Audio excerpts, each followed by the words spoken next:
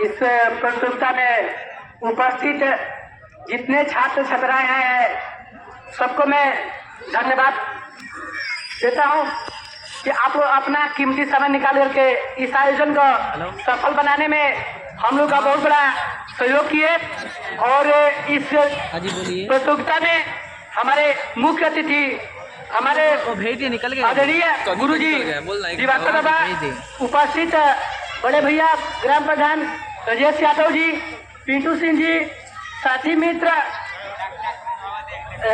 और कोचिंग के संचालक ऋषिकांत सिंह जी, बड़े भैया संजय सिंह जी, यूथ भैया सोनू सर, वीरेंद्र साहब, उमेश साहब, गुरुजी समनारायण सर, सबको मैं दिल की गहराइयों से धन्यवाद देता हूँ कि आप लोग इस कोचिंग को कोचिंग नहीं एक परिवार समझते हैं। आप यहाँ कोई भी कार्यक्रम होता है तो आप लोग अपना कीमती समय निकाल करके इस कार्यक्रम को यहाँ का जो भी आयोजन होता है उसको सफल बनाते हैं। आप लोग का कितना समय कीमती है हम लोग बेहतरीन तरीके से जाते हैं, फिर भी आप लोग अपने समय निकाल कर यहाँ आते हैं। इसके लिए कोचिंग परिवार आप लोग का रेडी रहेगा। और मैं इस प्रतियोगिता के संदर्भ में दो शब्द कहना चाहूँगा कि ये कोचिंग की तरफ से आप लोग एक संदेश समझिए या मेरी दिल की गहराइयों से भावनाएं समझिए। ये जो शिक्षक दिवस जो मनाया जाता है, जिनके जो हम लोग के इंडिया के शिक्षक में एक बहुत बड़ा रोल निभाते हैं, उस शिक्षक का नाम है सर्वपल्ली राधाकृष्णन जी। उन सर्वपल्ली राधाकृष्णन जी का एक कथन था, देश में शिक्षा व्यापार न हो। जिस देश में शिक्षा व्यापार होता है उस देश का विकास में ही पतन हो जाता है। ठीक इसी कड़ी में हमारा देश में कहीं न कहीं सरकार की कमी के कारण शिक्षा त्रास्त हो चुकी है, जिसके कारण प्राइवेट लोगों ने शिक्षा का दायित्व संभाला है, जिसमें हमारा ये आदि कोचिंग एक कड़ी है। इस कड़ी के माध्यम से हम लोग गाँव के बच्चे बच्चियों को जागरूक और प्रेरित करने का भरपूर प्रयास करते हैं। और शिक्षा जहाँ पर व्यापार होता है वहाँ पर शिक्षा का उत्थान नहीं होता है।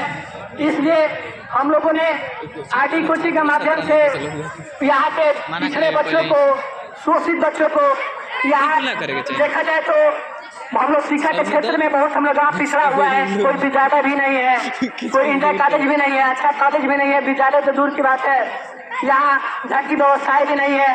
देखने को मिलता है कि बच्चियां जब घर से निकलती है तो लोग मनोबल बच्चियों को गिरा देते हैं।